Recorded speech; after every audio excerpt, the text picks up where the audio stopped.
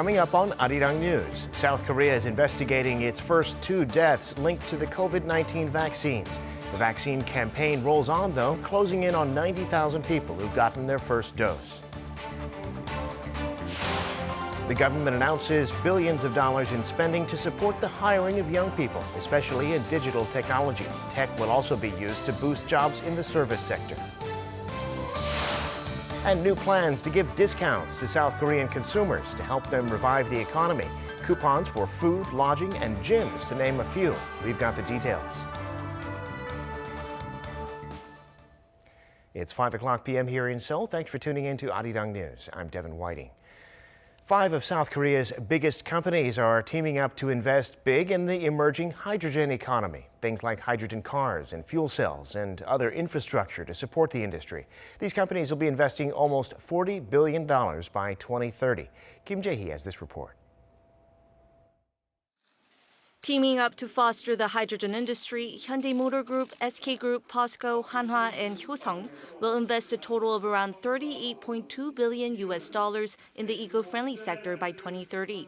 The announcement comes during the 3rd Hydrogen Economy Committee meeting presided over by Prime Minister Chung Se-kyun on Tuesday.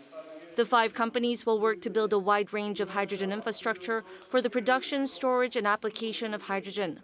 Prime Minister Chung Se-kyun vowed to support the companies in line with South Korea's initiative to go carbon neutral by the year 2050. The South Korean government will do its best to support the company's investment plans. Investment in liquefied hydrogen is crucial for the supply of affordable hydrogen. The government will establish a system through which it can support all phases, from production and transportation to application of liquefied hydrogen. Meanwhile, Hyundai Motor Group Chairman Chung Hee-sun and SK Group Chairman Choi Tae-won on Tuesday formed an alliance to foster the hydrogen industry. SK Group vowed to spend more than $16 billion on building fuel cell facilities over the next 5 years. And Hyundai Motor Group vowed to inject almost $10 billion on hydrogen facility investment, as well as research and development of hydrogen-powered cars. The latest alliance comes after the 2 executives met in July last year to discuss electric car battery cooperation. Kim Jae-hee, Arirang News. Since last year, the South Korean government's been giving out coupons and discounts to boost spending and help the businesses that the pandemic's hit the hardest, like restaurants and hotels. And today they've announced another round of coupons. These focused on transactions that occur in person and to help low-income groups. Ji-young has more. To boost domestic consumption and revitalize demand for industries that are reeling from the pandemic, the South Korean government plans to provide more discount vouchers. Finance Minister Hong Nam-gi at a ministerial meeting on Wednesday made the announcement, saying that coupons for online purchases will be provided for industries that would normally require face-to-face interaction, such as cultural events and eating in restaurants.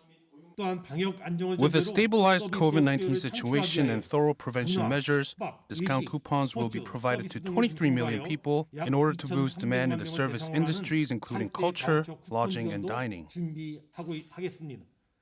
There are discounts for groceries too on farm and fishery products where customers can get up to $8 off when buying online. And for restaurants, people can get $8 back if they have dined out 5 times. They have to have spent at least $17 each time on the first 5 meals, but the discount includes food ordered for delivery as well.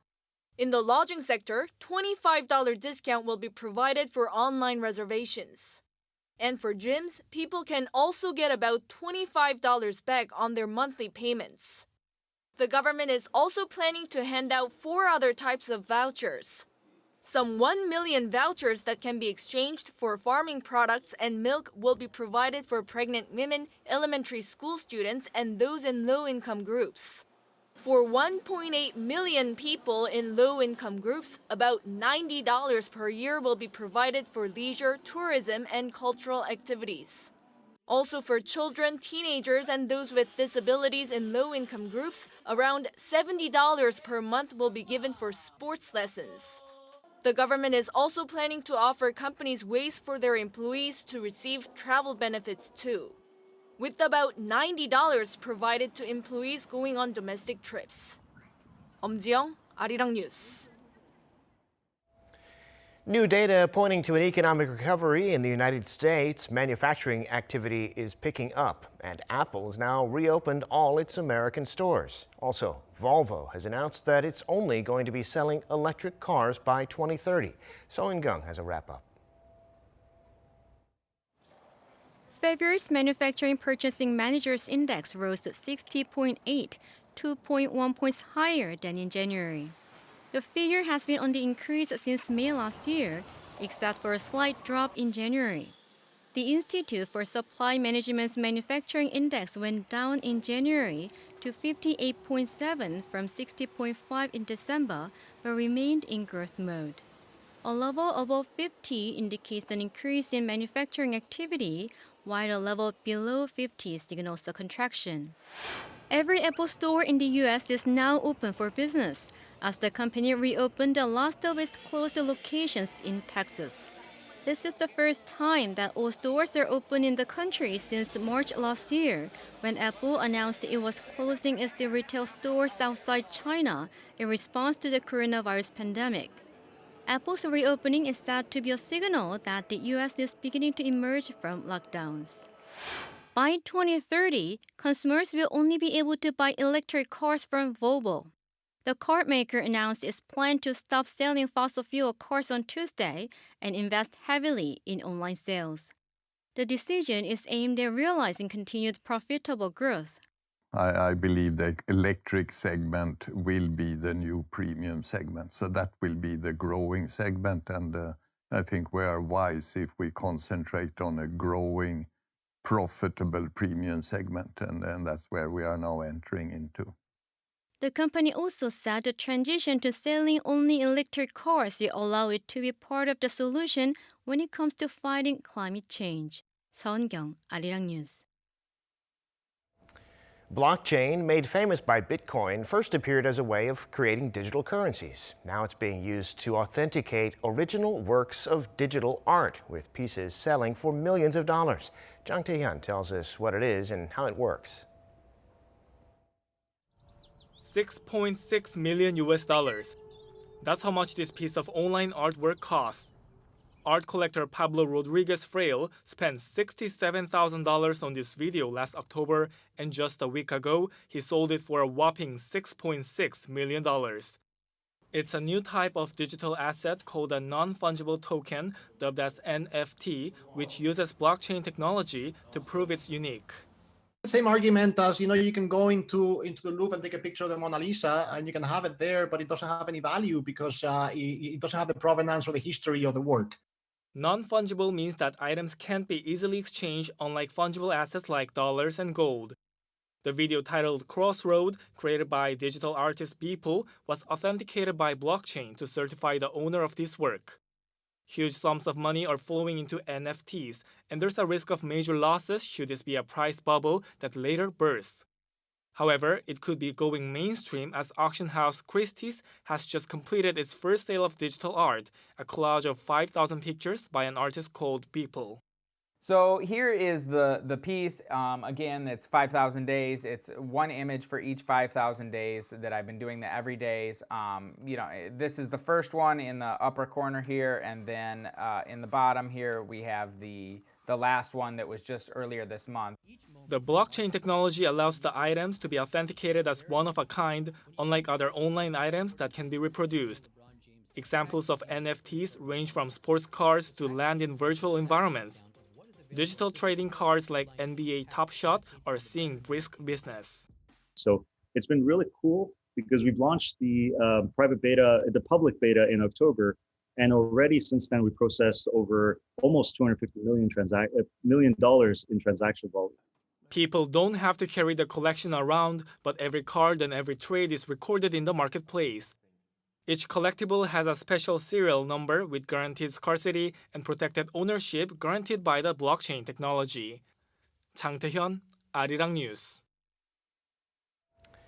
And back here in South Korea, the government's planning to spend almost $5 billion to help young job seekers. And the key strategy will be digital in support of companies that hire young workers in IT positions. The service industry will also be undergoing a digital transformation in line with the shift to non-contact forms of services. Kim Sung-min reports.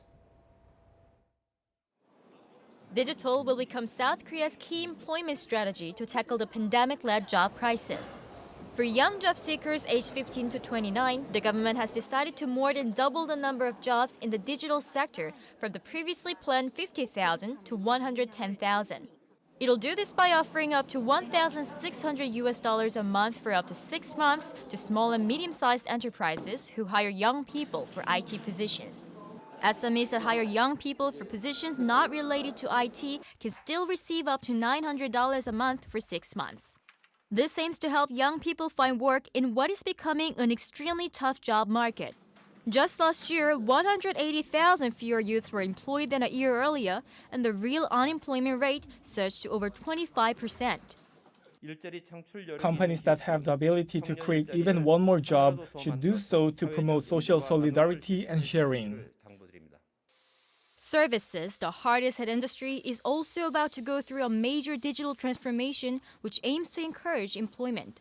The goal is to create 300,000 more jobs in the field by 2025. By 2025, the government will help 1,350 SMEs adopt smart services using cutting-edge ICT. More than $1.8 billion of special guarantees will be provided for firms that use big data and AI. The plan also involves building 200,000 more digital payment devices and kiosks while making 500 traditional markets go digital in the next 5 years. Kim Sung-min, Arirang News.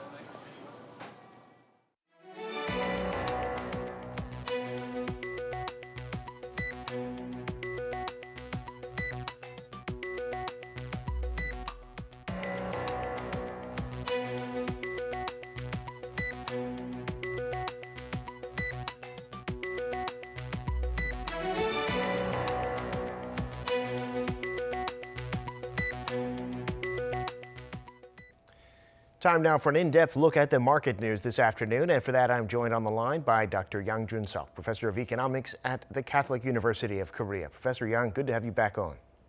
Happy to be here.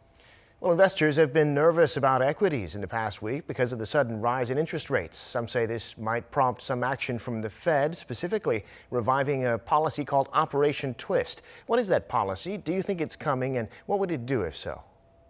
Okay, well, the simplest way of describing Operation Twist is that the central bank buys long-term securities, long-term bonds to bring down long-term interest rates.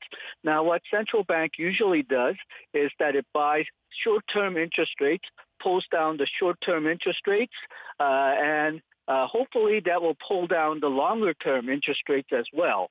But in some cases, even though the central bank has pulled down the short-term interest rates as far as it'll go, right now the U.S. short-term interest rate is at between 0 to 0.25%, so it cannot really go any lower. But recently, the longer-term interest rate has been rising. So in this case, what the central bank would do is that it would sell short-term bonds and with the proceeds buy long-term bonds so that it will reduce the price of the long-term it will increase the price of the long-term bonds, and it will hopefully reduce the yield and the long-term interest rates that go with it. And because it's selling short-term, it's selling and buying short-term bonds and long-term bonds, the balance sheet of the Fed doesn't change, so it doesn't affect the Fed's balance sheet, but it hopefully will affect the longer interest rate so that it doesn't rise as quickly, and it will actually hopefully make it fall, which is the problem that they're having in the United States with the 10-year Treasury bond yields. Well, these issues continue seemingly to affect stocks on Wall Street. They were again down, led by the big tech stocks and other growth shares like Tesla, which was down 4.5%, Apple down 1.4%. What's the story today in the global markets? Okay, well, as you mentioned, the markets on Tuesday fell in the United States after rising quite a bit on Monday. Dow fell by minus 0.5%, S&P fell by 0.8%, and NASDAQ by 1.7%. The markets seem to be nervous because we had such a rapid rise of 10-year bond yields last week. Well, and ironically, stock markets are nervous because the higher rates seems to point out that the economy will recover and the demand will shoot up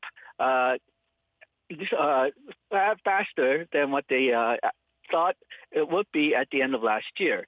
Now, there's a fear of whether the increase in prices will be reflation, that is returning to roughly the levels of inflation that you had before the coronavirus, which was about 2%, which was actually the Fed's target rate, or whether they'll have an inflation, which is the inflation rate above the 2% rate.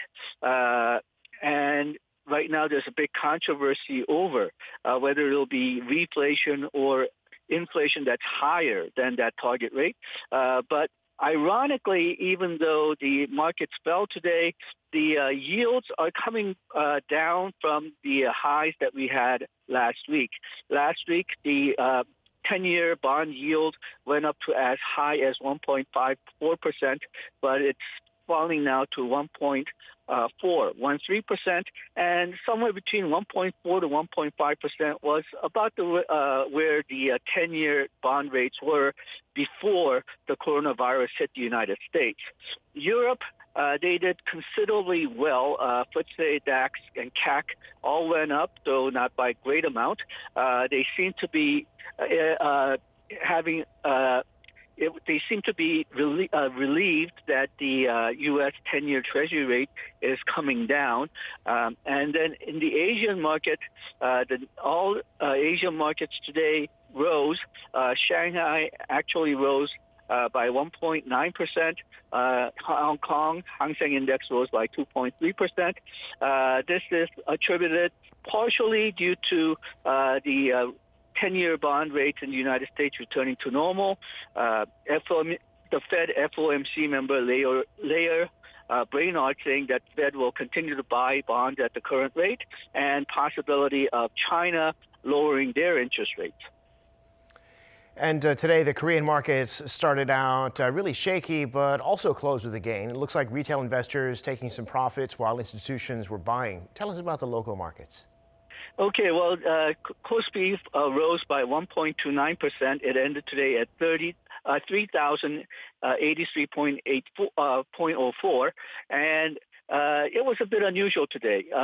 It was not the foreigners or individuals who led the market, but institutions.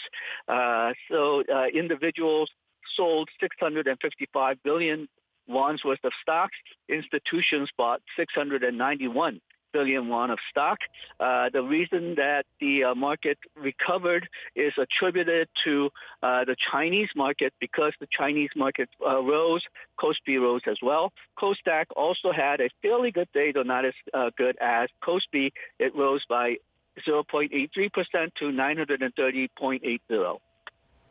And if we could talk about real estate for a minute, data show that here in Seoul, the average home price last month rose to more than 800 million won. That's a little over $700,000. It was just 10 months ago that it crossed 700 million won. So this is according to KB Bank, and the government's been trying to bring prices down by tightening credit. So is it a lack of inventory, or what's driving prices higher like this?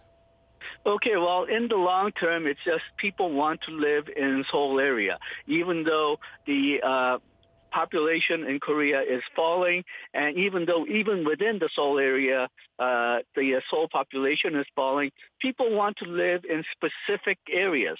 People want to live in specific areas because it is convenient, and people want to live in Seoul area because there's a lot of different types of jobs available, and in the absolute numbers, more jobs are available in the Seoul area than any other area in Korea. So if you look at the rise in real estate prices, at least until recently, it was specific areas in Seoul rather than all around Korea. But in the last few months, other areas, housing prices have been going up as well, and that's widely attributed to the current policy of expansive monetary policy as well as fiscal policy, which gives people a lot of access to a lot of money at very low interest rates. So when the housing prices started going up, people started to invest in housing more. And for people who weren't overextended to begin with, it was fairly easy for them to borrow at a low interest rate and put it into the housing market. So we may have a beginning of bubble in some housing markets in Korea.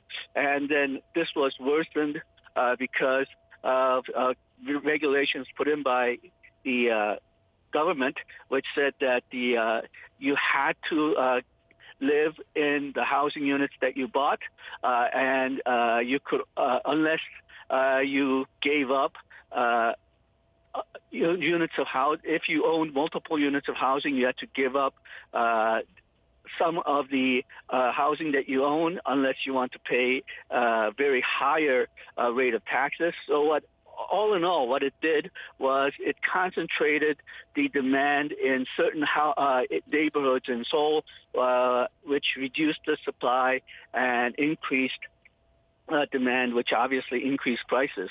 And especially where it concerned regulations about rent controls and people living in housing units that they bought, the government seemed to have shot themselves in the foot, because that really decreased the supply and increased the price of housing very greatly. And I don't think that those type of regulations are really necessary. Dozens of rounds of those regulations put in place over the past few years, but not yet having their desired effect. Professor, thanks so much for sharing your insights with us today. We appreciate it. Thank you.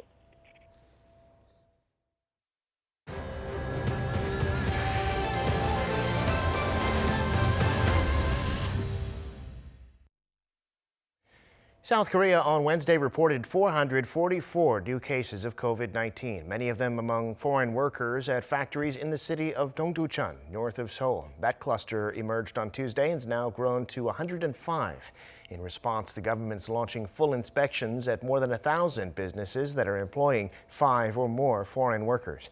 Also, with the weather warming up, social outings have increased, especially at the weekends. So the government's warning against complacency. Just this afternoon, the South Korean government reported the first 2 deaths linked to the coronavirus vaccines. These people had been given the AstraZeneca vaccine, and their deaths are being investigated, as our Choi Won-jong reports.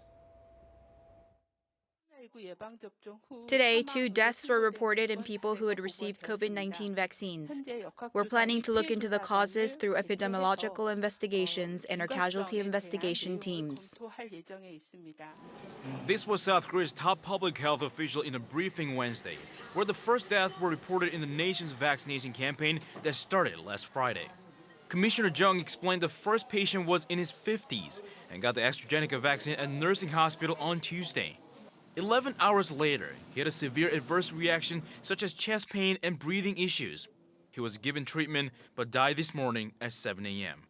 The second person in his 60s also got an AstraZeneca vaccine at a nursing hospital last Saturday. He developed fever and muscle pain 33 hours later and died this morning at 10 a.m. As of Wednesday, more than 87,000 people in South Korea have gotten their first dose. The vast majority of those have given the AstraZeneca vaccine and just over 1,500 the Pfizer vaccine. In total, adverse reactions have been reported that 209 people so far. Most of those, 207 of them, were minor side effects like headaches and fevers. The health authorities continue to recommend that people get vaccinated if they're healthy and to let medical staff know if they have any pre-existing symptoms or conditions beforehand. Choi Won-jong, Arirang News. The South Korean military has been administering coronavirus vaccines to its military personnel from today. The first to get them on Wednesday were medical staff at the Korean Armed Forces Yangju Hospital in Yangju. The Defense Ministry says it plans to administer vaccines to a total of 2,400 healthcare workers at 16 military hospitals by the end of this month. Two of the hospitals in Seongnam and Goyang, designated as COVID-19 treatment centers, are getting the Pfizer vaccine, while the rest will be getting the AstraZeneca vaccine. The population of Seoul has fallen below 10 million for the first time in 32 years. That's in part because the pandemic has forced many foreign residents to leave. The city government said that the capital is now home to a little over 9.91 million people. Seoul's population started to slowly decline after 1992, following decades of extreme growth. In terms of age, the data show the city's biggest cohort are from 25 to 29. But the stats also reflect South Korea's aging population. The number of children 4 years and younger declined by around 10%, while people aged 85 to 89 increased by more than 11%. And that brings us to the end of this newscast. Thank you for watching. More live news coming your way at 7 p.m. Korea time.